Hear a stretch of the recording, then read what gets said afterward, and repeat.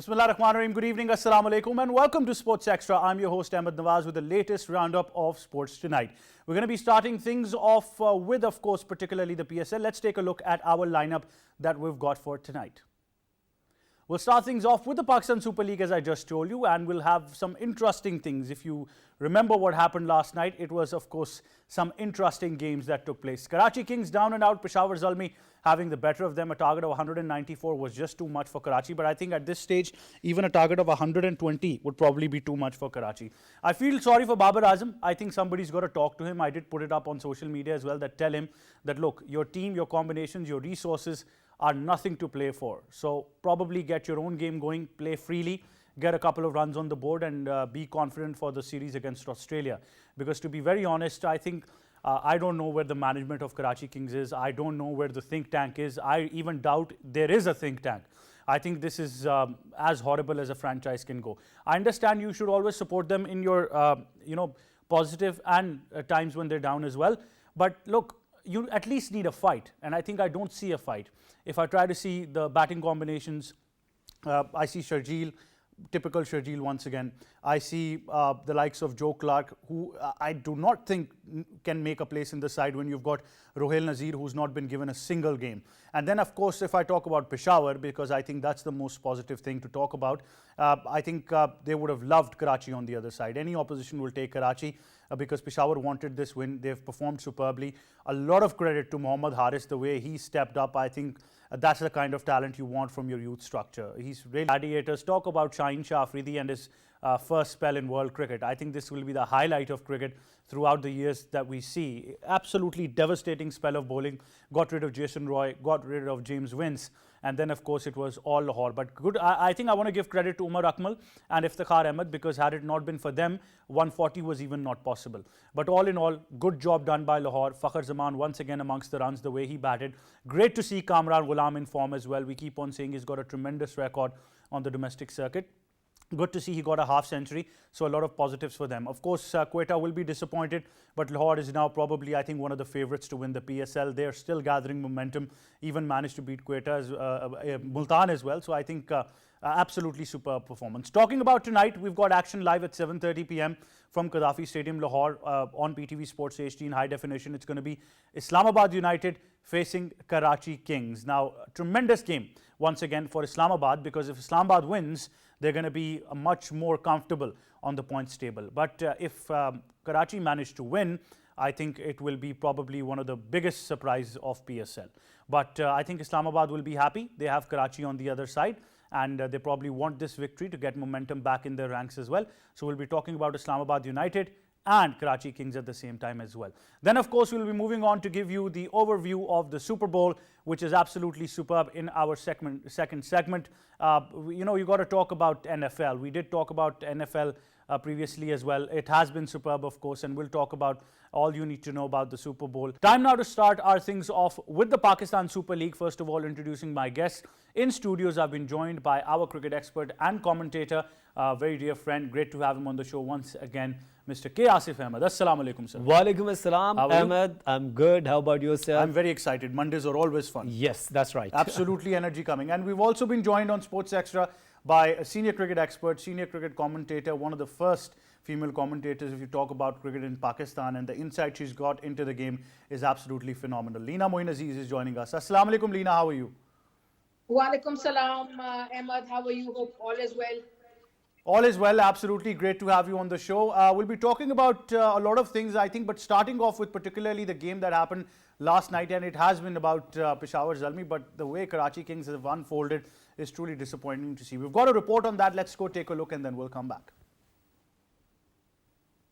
Peshawar Zalmi defeated Karachi Kings by 55 runs in the 19th match of Pakistan Super League's 7th edition. After being invited to bat first, the Zalmi had set a 194-run target at a loss of 6 wickets. Chasing a massive 194-run target, Kings lost their aggressive opener Sharjeel Khan for 14 runs. Only Babar was the leading run scorer with 59 runs of 46 balls, but he absorbed too many dot balls, while no other batter managed to play a big knock. Wahab Riaz and Sulman Irshad picked 2 wickets each. The Kings are right now at the bottom of the points table with no points to their credit as they have failed to win a single match. The loss against Zalmi is their sixth consecutive defeat in the Pakistan Super League 7.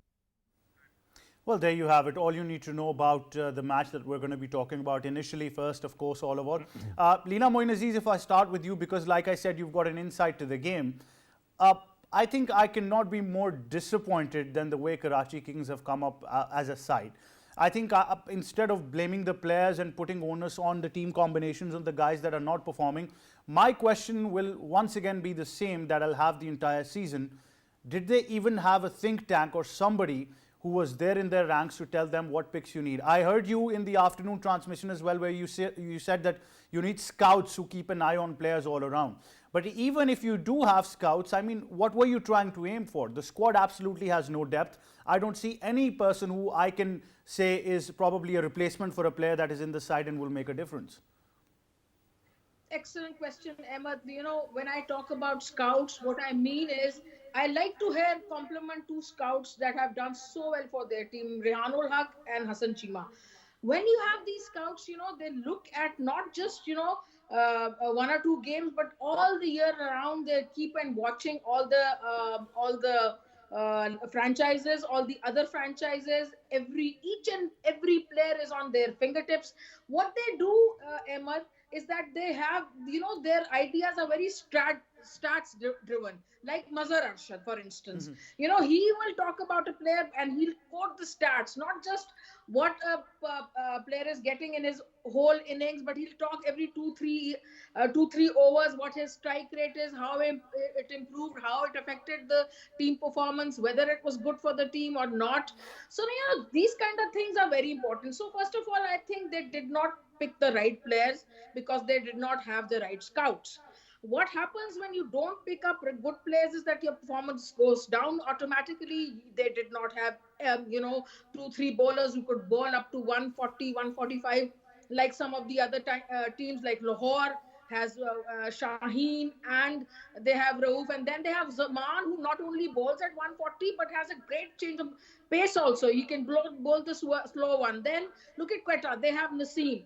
Then they have other bowlers who will come and contribute, then look at some of the other teams. Wahab Riaz for Peshawar. Then Multan has Dhani. Different bowlers who do different in different phases. Karachi doesn't have any of that. And in the batting, if you look at batting, they only have Babar Azam and Sharjeel, who's terribly out of form. I don't know what he's thinking about. From his face, you can see he's worried about something. Something is bothering him. The team doesn't look like a happy unit.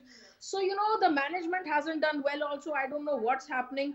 Also, I do feel that Wasim Akram is a great cricketer, absolutely fantastic. But someone of his stature, when he's sitting down with the boys, he's the president of that franchise also, it will put pressure. So they haven't done well in anywhere. They haven't played well. The power plays, they haven't done well. If you're chasing 190 odd runs, you can't have 30 runs and no wickets lost. No wickets have been lost and the score is 30. What kind of thinking is that, and what kind of score is that? When you have two players like Babar Azam and Sharjeel still on the crease. So there is, like you said, there is no think tank, and if there is one, it is a very there is a lot of clutter that's going on in the Karachi think tank. So, nothing has gone right for them. And it all starts with the scouting and the stats-driven scouting. Well, I understand the aura that Wasim Akram has enjoyed in this country and the world over, but I think it's the same case as we had with Misbah, a phenomenal leader, a phenomenal captain, a phenomenal batter, but when it came to coaching, it was a different ball game. So I do believe that, this is a personal opinion. This does not come from anywhere. This is my personal opinion that, of course, Wasim Akram is a legend. He's a genius. But when it comes to these kinds of things, you need data analytics involved. You need statisticians involved. You need proper people who can probably get the job done, like Rehanul Haq, as Leena mentioned, like Hassan Chima, like you've got Haider Azhar for the Multan ranks as well, and other people, Nabil Qureshi with Quetta Gladiators. So a lot of these people who are certainly making a difference. Asif, the only thing I was able to extract from Karachi Kings game and their performance was poetry, and I think it said Karachi's color is blue. They absolutely have no clue. So that's the only thing I can come up with. I mean, you are a franchise that has probably one of the biggest players in the previous seasons.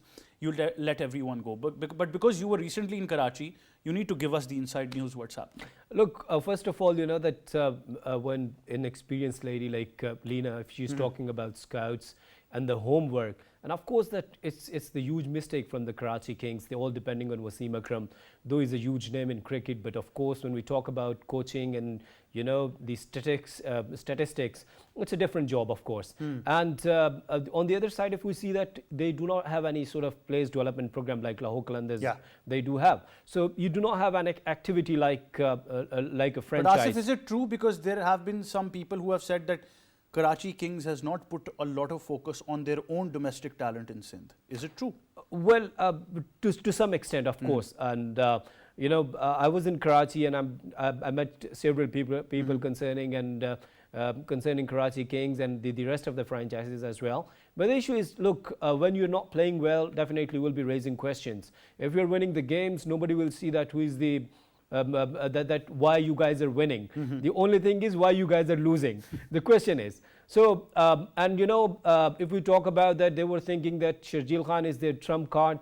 But what happened that he played only a couple of good innings, and after that he collapsed, as he does, and as he did in the previous as well.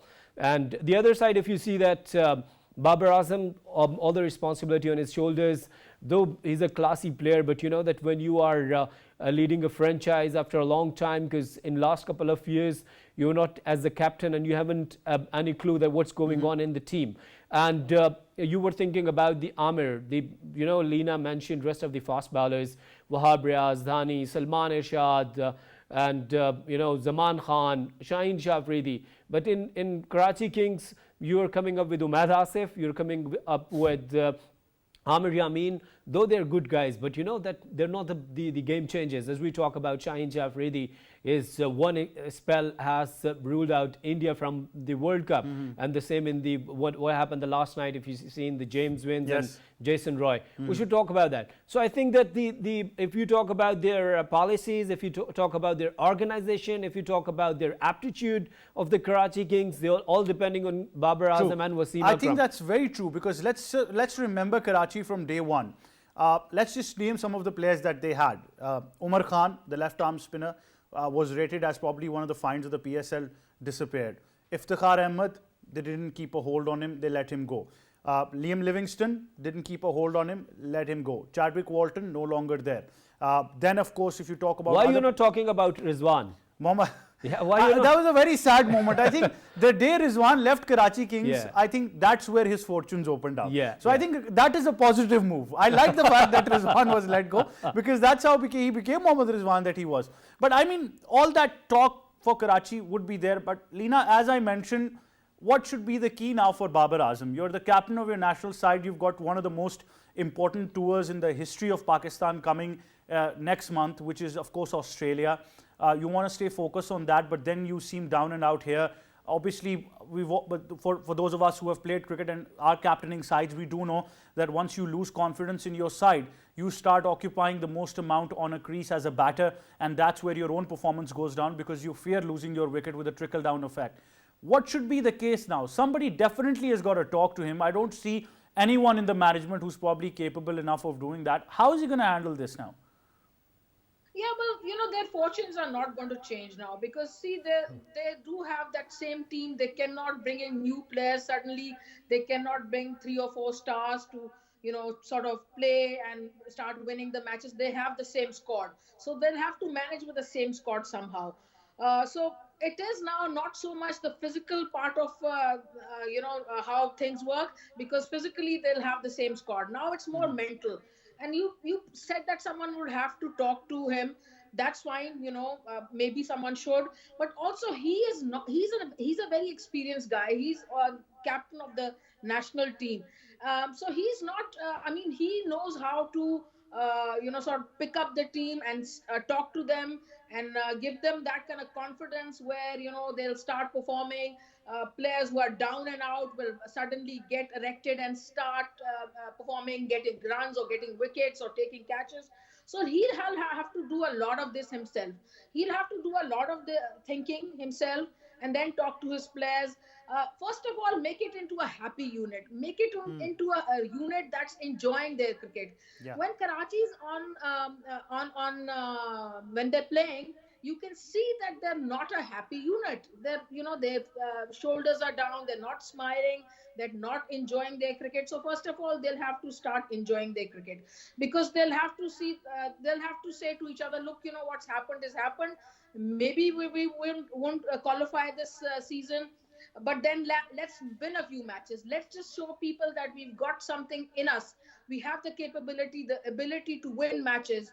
We've got some talent. We can perform. So, only a captain can do that. As far as Wasim Akram is concerned, he's also got to relax. When he's sitting there, he's so tense that you can actually, it's palpable, the tension. You can feel it. You can touch it, his tension. So he's also got to relax and smile and talk to, he's a legend. He can talk to them, and maybe next year not sit there. Let just the coach be there, or the management, and the analyst, and the mentors, all these guys, but just be with the owner upstairs or somewhere. Yeah. Don't I sit with think the one team, part because about someone franchise like him cricket. is going to make them nervous.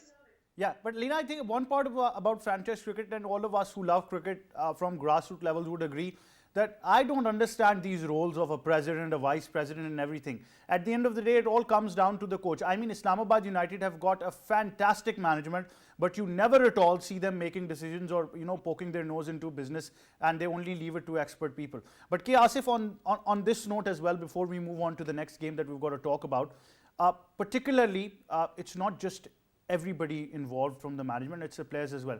I have not seen horrible fielding as I saw yesterday from Saibzada Farhan and a couple of other people.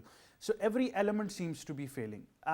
We've mentioned so many names that are not part of the squad, but let's be honest, they can still probably go a wee bit further, win the next 4 games and get 8 points. Karachi can still do that. Yeah, but that I'm wishing them good luck for the next year. And as Lena said, that now it's too late, dear. And it's really important, when we talk about that, the right person for the right job. And the second thing, that you're not putting your legs anywhere, everywhere. Because if you're a manager, you have to manage the things. If you're a coach, you'd have to coach. Role defining. Yes. If you are a captain, you are a captain, and you'd have to take decisions. And if somebody is involving and somebody is trying to disturb your decisions, of course, then you'd have to speak up either, because you'd have to you remain captain for the Pakistan cricket team. You are still a captain, and you'd have to show that you are a captain, and you're leading Pakistan national side. Absolutely. Asif, before I move on, I know I'm short on time, one liner on Mohammad Haris. Mohammad Haris is fantastic, fabulous. You would have to continue the same form. Well, amazing form. Lena, you agree? Just a quick thought on Mohammad Haris? Absolutely. He's someone who, for the future, he showed his form with the bat. He can keep well. He's young. He should be groomed, given confidence. Maybe he should go and play some more leagues, and maybe he should be carried with the team as the second keeper at times, and should be given confidence. Lots of talent, but a long way to go. He will need to keep long way to working go hard. indeed as well. Now, of course, we talk about Karachi Kings being down and out, but somebody who for the previous seasons might have felt like Karachi, but now they're one of the favourites of the PSL, they always are Lahore Qalandars. They had a tremendous night against Quetta Gladiators. Let's go watch this report and then come back.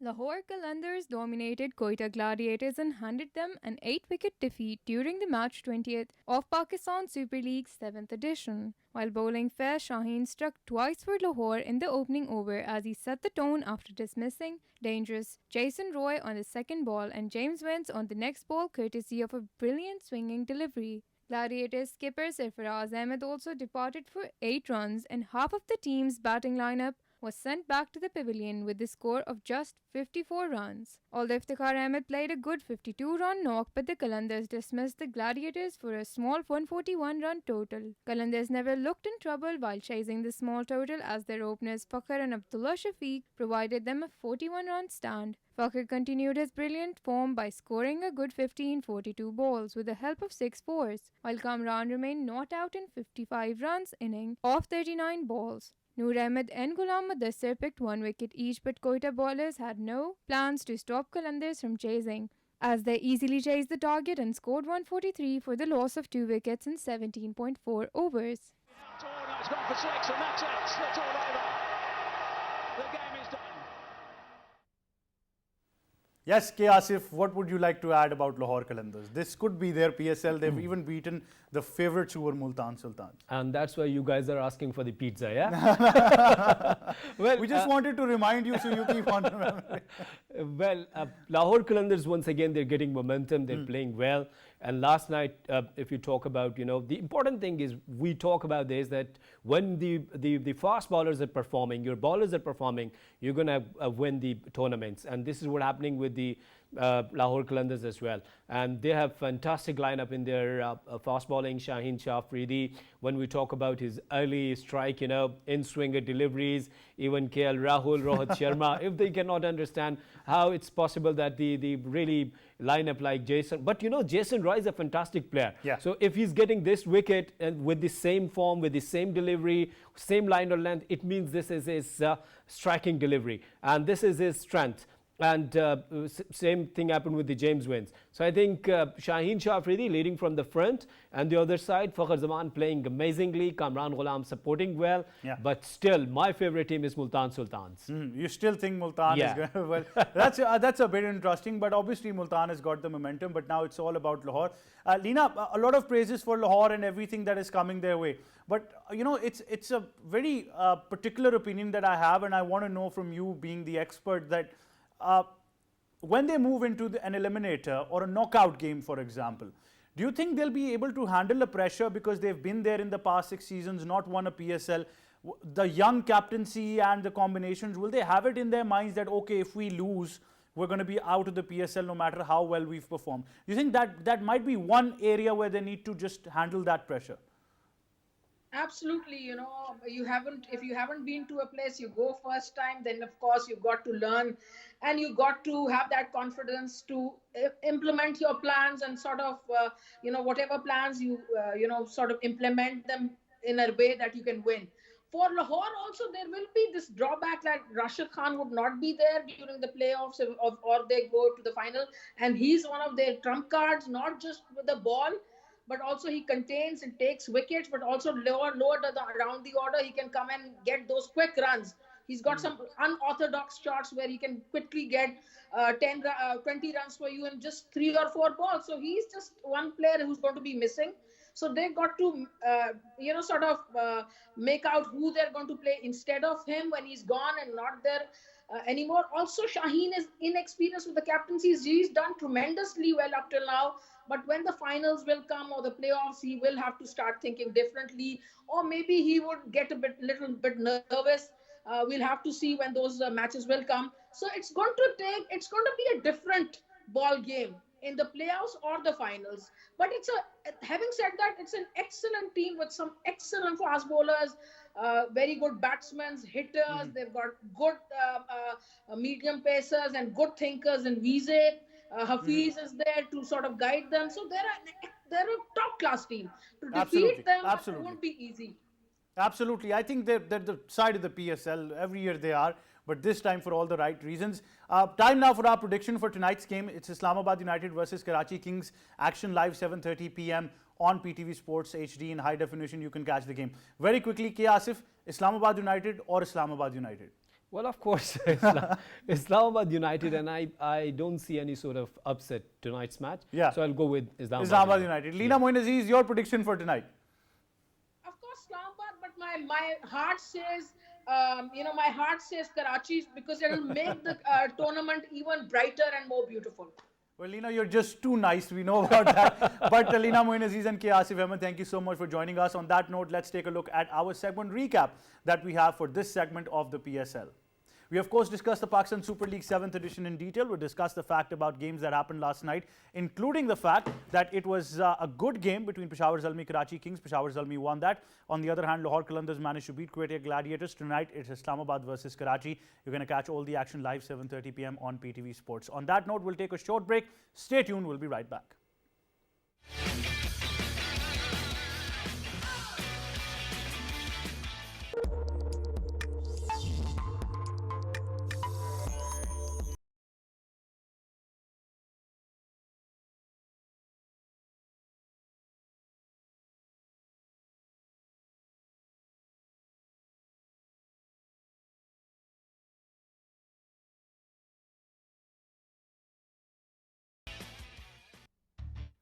Welcome back to Sports Extra. Time now for a very special segment, and we're going to be doing a preview of the Super Bowl 56 in studios.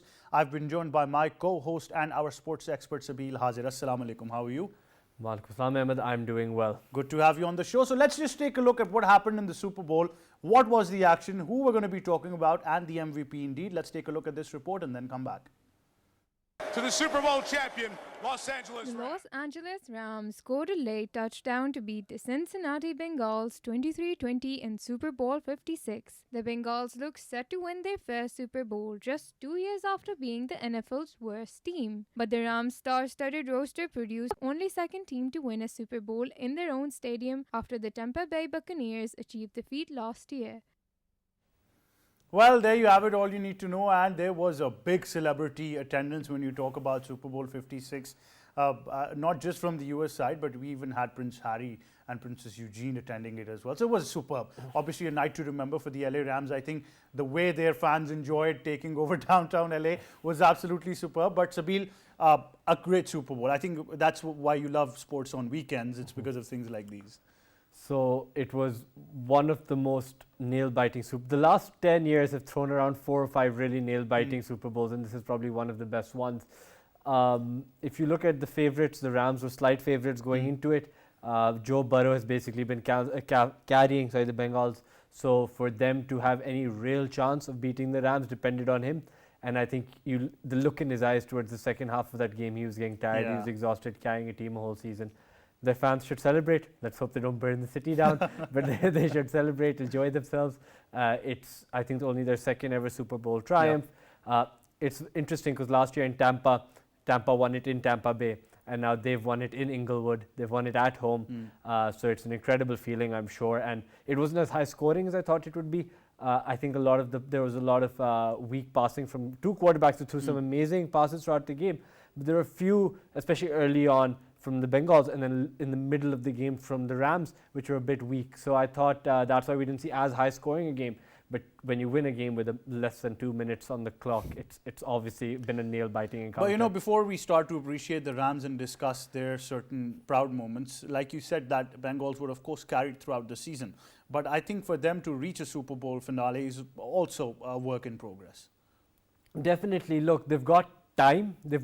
People, look, right now it's straight after the Super Bowl. You're obviously going to be dejected. You just lost the biggest competition in your sports history. So you're not going to feel like, oh, there's a whole lot of positives to take away from it. But they're professionals.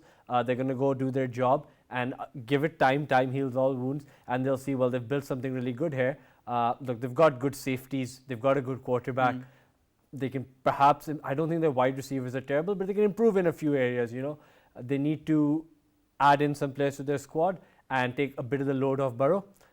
He got, I think towards the end of the game, it must have been the second penultimate down that they had. He got absolutely sacked by a man who's about 300 pounds. So it wasn't a great light for him. And but they should be very proud of what they've done. There's no shame in losing out to the Rams. And they, by the way, almost held on. The Rams started like super bright, 2 quick touchdowns. And then they didn't get touchdowns for till the end of the game. They're relying on their kicker. Their kicker, I think it was 41 or 42 yards out. He had an amazing kick in the third quarter. It was just, that was very, very clutch.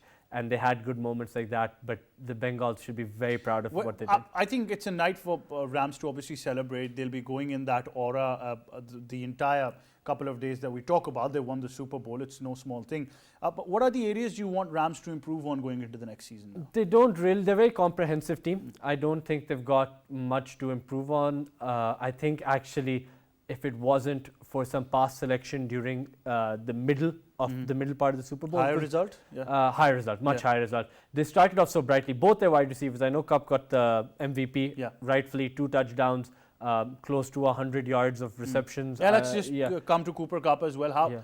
How terrific has he been? I mean, there was a lot of talk about many players who could have been on that MVP, but at the end of the day, he did came to the rescue and made that difference. Yeah, so you've got 2 wide receivers both playing phenomenally, and the fact that Cup is part of a great duo.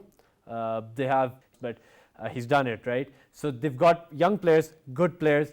I don't think they need to build. I think they need to add some second, third choice players. Their first defensive options and attacking and offensive options are solid. It's not as much of a case of the Bengals of them relying just on one player. Just one like player. I said, Cup got the MVP, but it could have easily been the quarterback, could have been the other wide receiver. You had the Bengals, the underdogs who came so close, won our hearts, but couldn't win the trophy. It had everything you'd want, a last-minute winning touchdown. I don't think you can ask for a better comprehensive Super Bowl.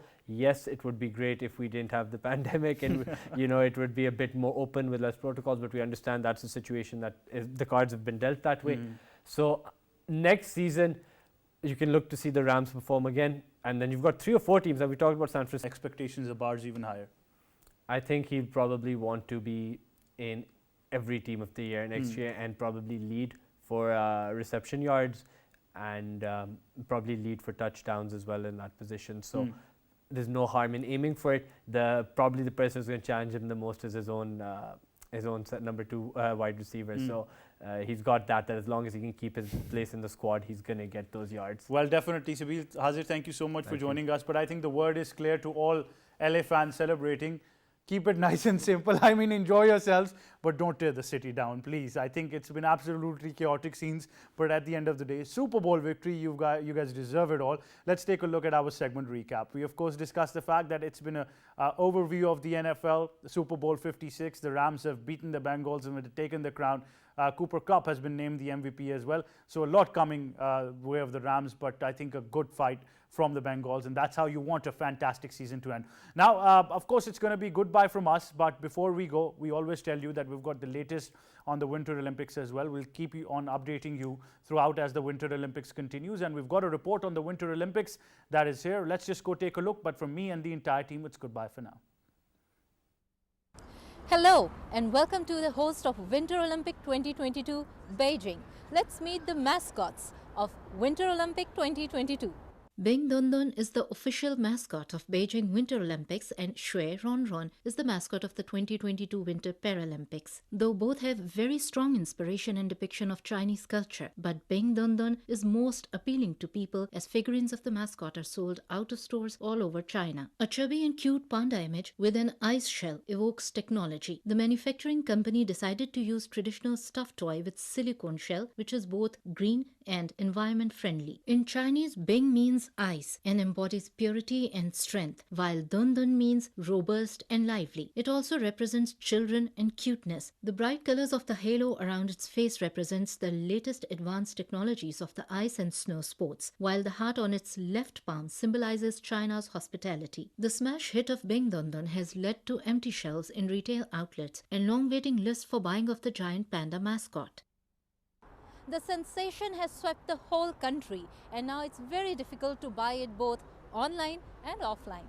The souvenir shortage has inspired fans to make their own versions of Bing Dundun. While some are making cloth-based pictures of the mascot, some others are making beautiful clay figures of the panda mascot. Traditional Chinese paper cutting artists also show their love and cutting skills. Even on the snowy mountains, while sticking to their duties, men of PLA showed their love and passion for the Olympics by making Bing Dundun in their own style. Long lines of buyers have been spotted outside the flagship merchandise store of Winter Olympics in the Chinese capital, where hundreds of people stood in queues even before the opening of the store. The Beijing 2022 Organizing Committee has developed over 5,000 products for the Winter Olympics and Paralympics in 16 different categories. Bracing for the surge in customers, the store set limits to the inflow to ensure a smooth indoor turnover. Stores also adopt rationing strategy by allowing each buyer to buy only one piece. Many manufacturers in China have increased production of Bengdondon to ensure adequate supply for the market.